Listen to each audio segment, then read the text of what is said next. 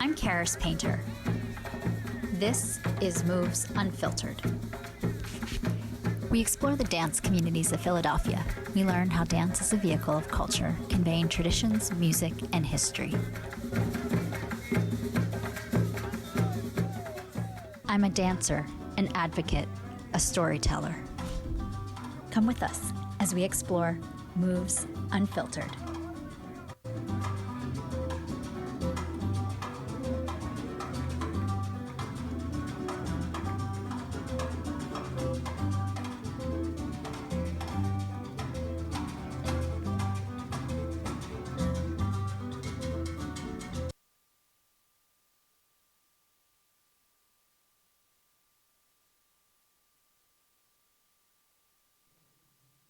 Hi, this is Karis Painter.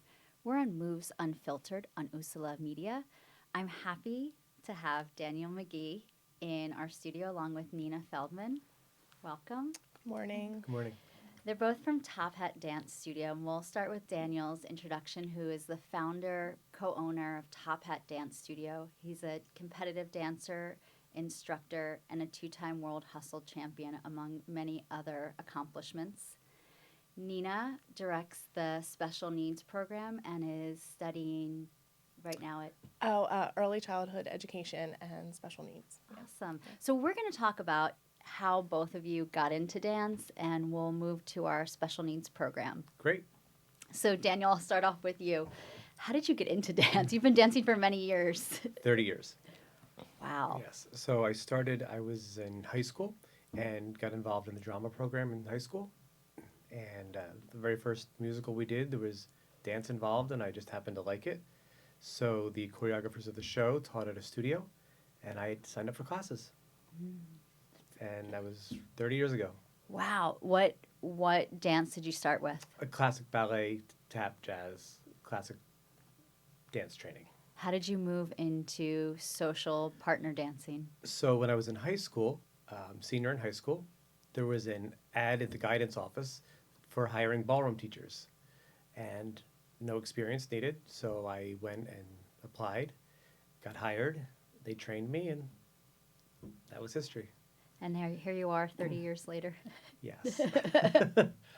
Yes. Nina, how did you get involved in dance? I danced a little bit as a child, but I came to Top Hat about 15 years ago, just kind of on a whim. Like the whole Dancing with the Stars thing was out, and I was like, oh, that looks like fun. And, I found them, and I kind of got hooked right away, and I was going almost every day of the week.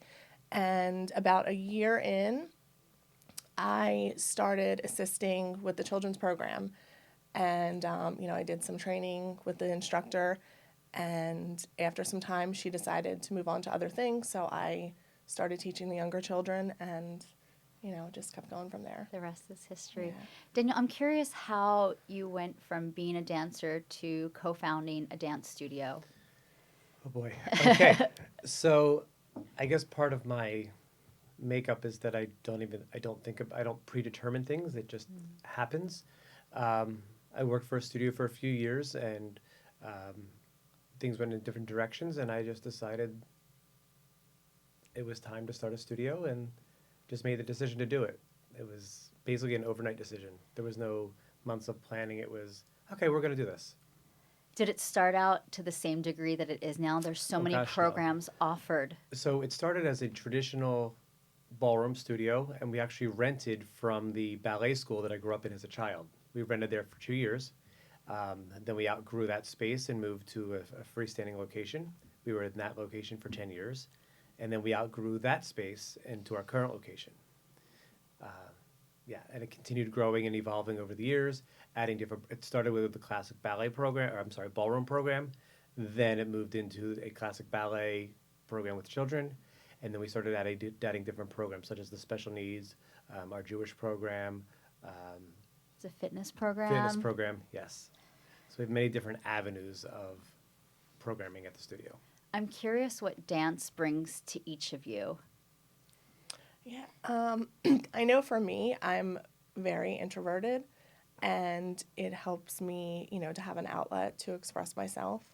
And it really just brings me joy. You know, it's my happy place, and it's something I've always loved doing. And I feel like at the studio, everyone's really a family. So that's a really big part of it too. Yeah. For me, as I said, when I was a child or in high school, I started taking dance classes, and for some reason, that was the only place I wanted to be, was in the studio. I wanted to be at the bar, doing ballet. I just wanted to be in the studio. And then it kept going. I couldn't get enough of it. I kept dancing and dancing and dancing. It's the only place I wanted to be, wanted to do. Yeah. Do you ever get burnout? No, no, not burnout. If you consistently morph and change into, or develop new projects or things to keep your interest, you don't. You get burnout, you take a vacation, but you don't quit. Definitely. Could you each share a little bit of your experience as a student and then moving on to being an instructor? Were there things that you remember being a student that you then bring to your role as instructors of dance? Or you're more conscious of? So I think being a student first, more as a teenager and such, you see the other point of view, right? So as a teacher, you know how to relate because you were there once. None of us were born dancing. So we all had to develop a skill. We all had to become who we are. So when a student comes in and is frustrated that they're not doing something, we know how to relate because we've been there. Sadly, each student who comes in and is frustrated thinks they're the only one who's ever gone through this. But no, we all have. So I think that is a very important part of teaching and relating to students. Definitely. Yep, absolutely. I mean, same for me. And I know, like, as Daniel's student, he'll tell me things like, oh, I've been there and I've, done X, Y, and Z. And so I get it. I know where you are, because I've definitely had moments where I've kind of melted down and been like, oh, it's never going to change. I'm not going to get it. And then, you kind of like get through that hurdle and, you realize how much you've grown over time. But then the next thing comes up again, Sure. So it's good to be able to tell your students, I understand and I can relate to you. And I think that helps you connect to them, on a level as human beings and build your relationship and you can, work together better. And I think that one of the things that we have to relate to that for some reason when people come in to take lessons, they think dance should be this thing that they just learn within 2 lessons or 3 a week and if they were to take piano lessons or golf or something, they realize that that's a skill that they have to learn and take time. But for some reason, when they think they have to learn dance, they should be just get it naturally, and it's Sure. It's like lifelong. You yeah. never stop. Just like any other activity you choose to do. Do you have students at the studio who've been there for years and years? We do. So up until recently, so the studio will be celebrating its 25th anniversary in June. And up until about a year ago, one of the original students was still at the studio. She's 80-some years old. But, of course, due to age and such, she's no longer there and health concerns. But what is great is that many of the students have been there for 20, 15 years. But the children who started in our youth program, when we started that back in 2003, now their siblings are part of the studio or students. They've grown to the studio. Two of our teachers, I actually went to ballet school with, and now her 2 daughters actually work for us as well. So it's been a evolving of years and years of family growing together. Yeah, absolutely. And you must be doing something good that family members continue to come in. Yes. I mean, I have a student that I teach privately who started when she was 3, and now she's 18, and she's been with me for all those years. Could you talk a little bit about the youth program and the adult program and differences that you see in Daniel leading that and then also instructing as well? So initially it was a struggle. When we had a ballroom studio for many, let's say 8, 7, 9 years, something of that nature. And then we decided to start the youth program because that's where I came from and that was what my love was. And I also, the reason of starting the youth program was that dance inspired me, right, as a child. So I wanted to give that opportunity back to another child. But being labeled a ballroom studio or having that identity of a ballroom studio people didn't recognize us or even respect us as a ballet school, right? So the first year or two, we had 5 or 6 students in the ballet program. Wow. So years and years of perseverance and determination and developing a reputation of a quality youth school. Now we have 85 students, right? So it just developed over time and patience, a lot of patience. Interesting. And as far as the adults go, in a ballroom studio, and we're actually more of a social studio. So we focus on dances such as West Coast Swing and Hustle and Salsa. Adults are finding this, especially couples who are empty nesters, that they want to do something again together to keep their marriage happy, or something new, exciting in their life. And they find that they can use it for weddings or something they can do socially, and that's really nice. Yeah, and we have the studio has parties a couple times a month, and people come out, and it's really nice because you really do build a lot of relationships. We go on trips together. Yeah. Yeah, because sometimes when people hear ballroom dance, they think of the competitive side. Right.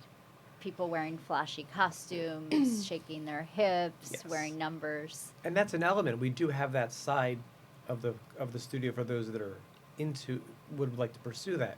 However, again, we also focus on the social side, where dancing for fun, dancing for enjoyment. Definitely. That's a good segue into the special needs program, which I'm very excited to hear more about. Daniel, could you talk about how the special needs program evolved? Sure. It started in 2 components, so to speak. So the first component is that years ago, I'd say 4 years ago when we started it, we offered a program at our studio, a single class, for the Overbrook School of the Blind. And they brought a group of individuals to the studio once a month and to learn how to dance. Some of them could not speak, some of them could not hear. All of them had some degree of blindness, and some had mental challenges as well. But they wanted to learn how to dance. So we use that as part of their therapy. So that was the first introduction to That the must community. have been extremely challenging. Yes. And some of them had all 4 qualities. Couldn't see, couldn't speak, couldn't hear, and had some mental challenge. How did you navigate that? Reached out your hand, held onto them. They could feel movement. They could feel the vibrations of the floor. Right? So that was the first avenue. Then secondly, as we said a few minutes ago, we have a fitness program at the studio, a dance fitness program. And in one of the classes, we had 2 Down syndrome individuals. And they came to the fitness class every week. And after about a year, at the end of that first year, they actually performed together in our dance recital with their 2 instructors. They danced with their instructors. Then the second year, they performed all by themselves. And we said, well, why don't we create a program for this? There's more individuals out there, and we want to touch them. Celebrate that. And we decided to start a class. And not only just a dance class, but a partner dance class. And that's Well, been go ahead. I'm curious the thinking behind a partner dance class versus a ballet class or something that's more individualized. Right. So just as we said for adults, the social dancing and the interaction, ballet is wonderful. Ballet, it's my love. However, once you reach a certain age, unless you're going to become in a ballet company or on Broadway, that direction is limited, which is part of the reason why I made the transition into ballroom dancing or partner dancing, because it could be done for the rest of your life. So that's, again, why we did that with the special needs program, so that they too can do something where they can dance together. Now, part of the classes is also we do some line dancing with them, things that have fun, but they're learning what waltz and foxtrot. Yep, they learn everything that we learn in all the other classes. Like Daniel said, waltz and foxtrot, rumba, cha-cha. So I'll usually start the class with some type of a warm-up where they stretch, and I will have a ballroom dance that we work on for the month, and we'll focus on working on that dance as an individual for part of the class and then in a partnership. And I have them rotate through partners, so if they're comfortable, so they get a chance to dance with everyone.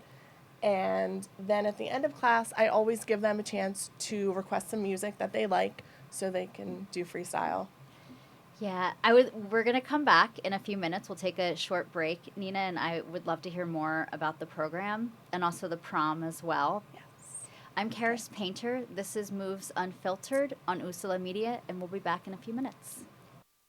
150 over 90. 180 over 111. 160 over 110. I had a stroke. This is what high blood pressure looks like. You might not feel its symptoms, but the results from a stroke are far from invisible or silent. If you've come off your treatment plan, get back on it or talk with your doctor to create an exercise, diet, and medication plan that works for you. Go to loweryourhbp.org. If I would have followed a treatment plan, I would not be in this situation. Sometimes the things we do or say can make others feel hurt, excluded, or isolated. Everything you say and do creates an impact. How am I supposed to save the whole world? You can't think about saving the world. You have to think about saving one person. Because of you, someone's entire life can change. You don't have to be a superhero to have a positive impact. Friends? Friends.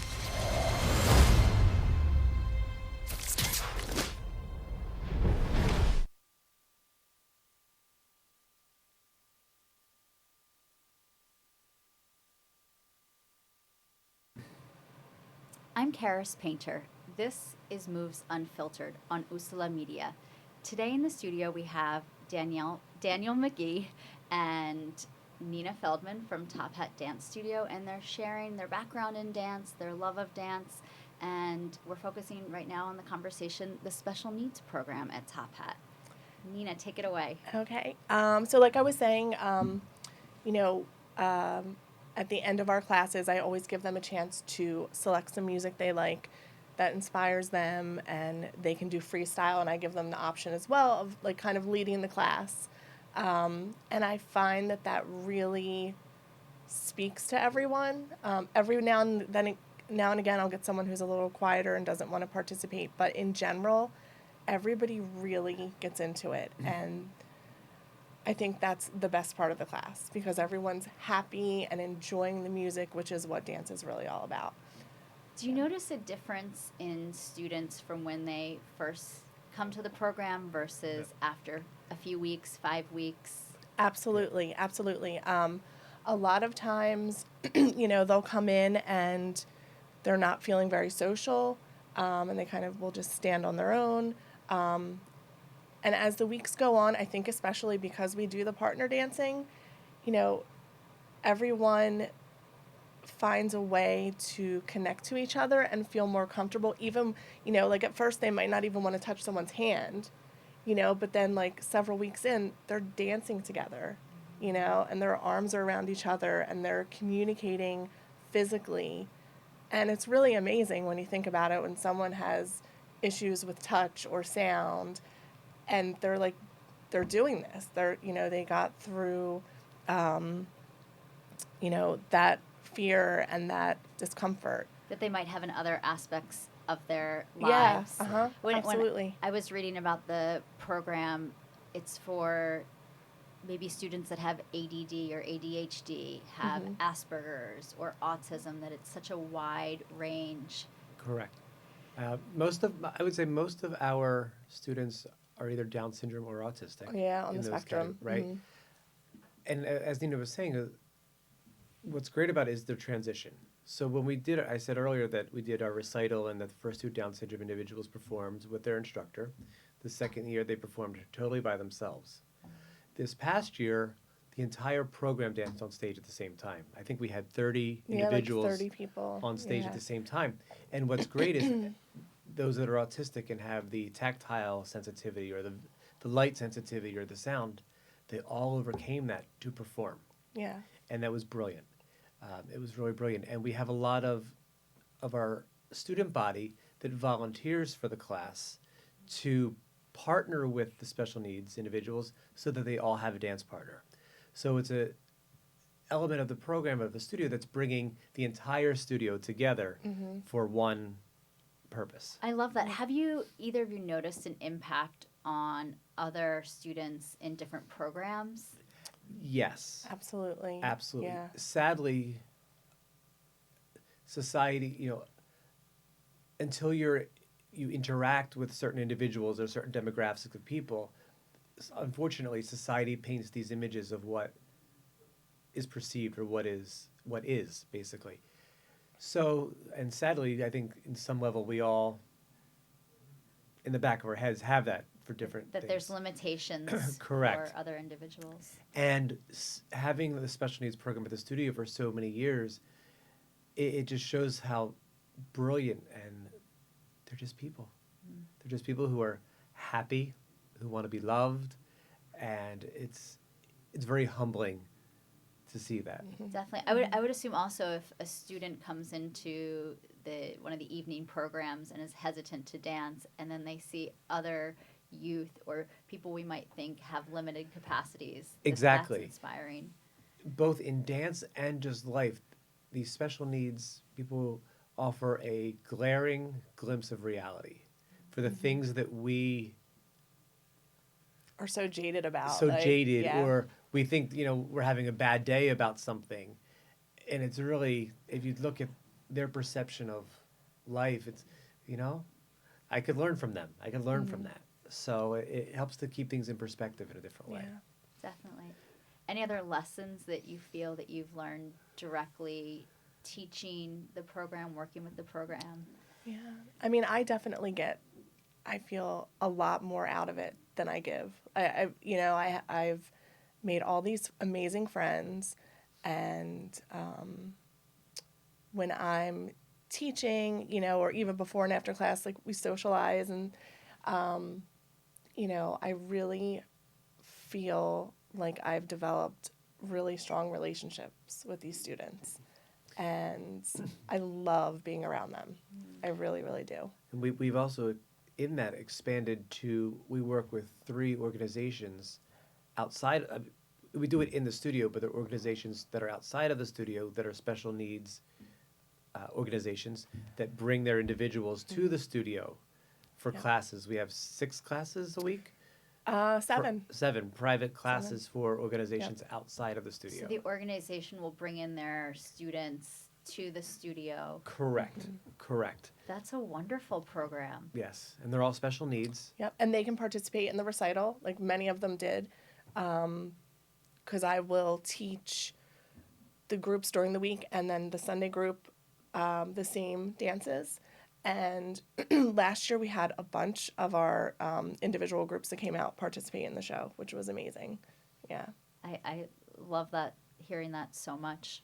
I noticed when I attended one of the classes, there were caregivers. Have you noticed or heard anything from the parents or caregivers, the impact that they have seen? Yes, absolutely. Yeah. They're very some of their children, I call them all kids, basically, even though some of them are 20, 30 years old,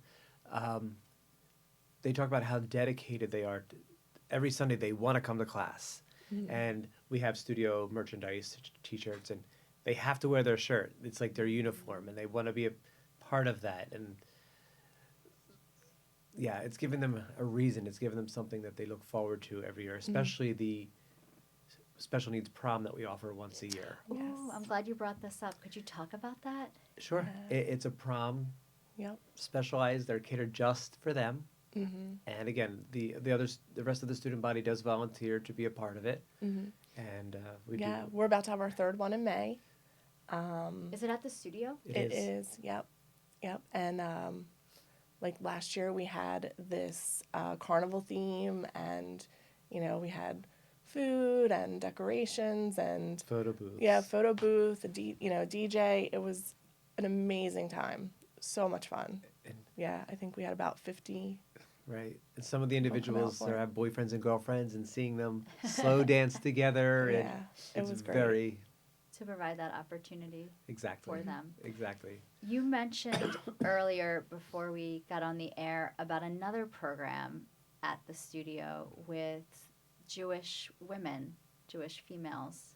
Could you talk a little bit more about that? Sure. That is the TANS program, and it started, what is it? This is the third year. This is the third year. So it's a program we offer on Sundays for the Jewish community. It's girls only. And right now we have 2 classes that we offer. For the younger students, it's more of a creative movement class. And then for the girls that are a little bit older, we do ballet. And they will be having a recital at the end of the year. But it will be, again, for only females to attend, to respect their culture and values. And it's going really well. We would love for it to grow more and to get word out, because it is a newer program. But it's a lot of fun, and it seems to be really well received.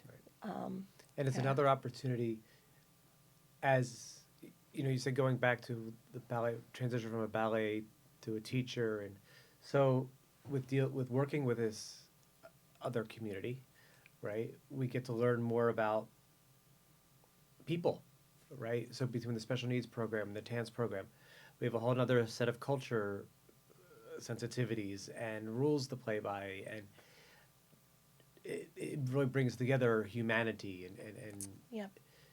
It's almost as if it's an international relations program, or exactly. that not only are you learning, but within the studio, even if a man isn't participating, he's learning about something that we might not know about.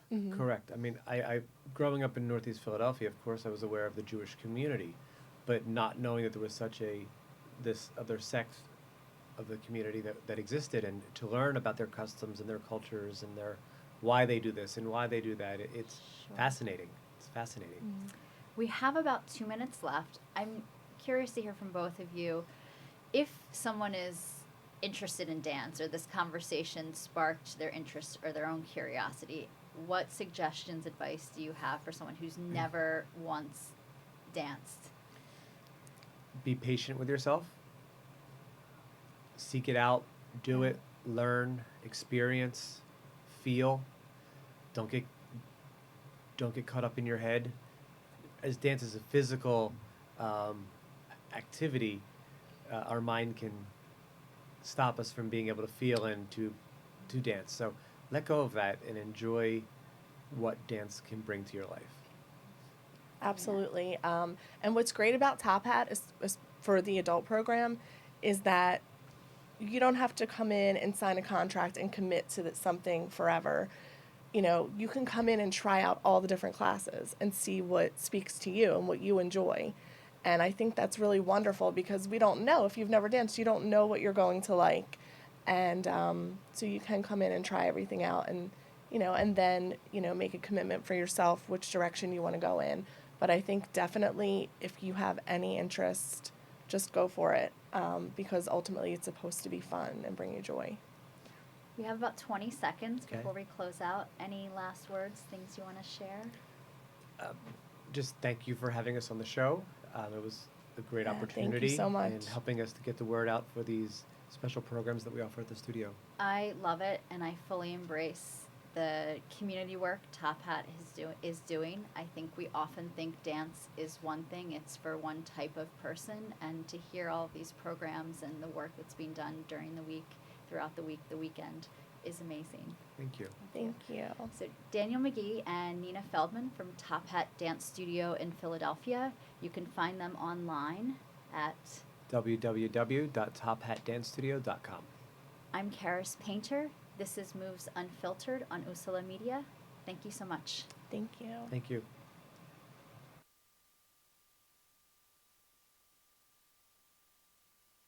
Good show, guys. Good show.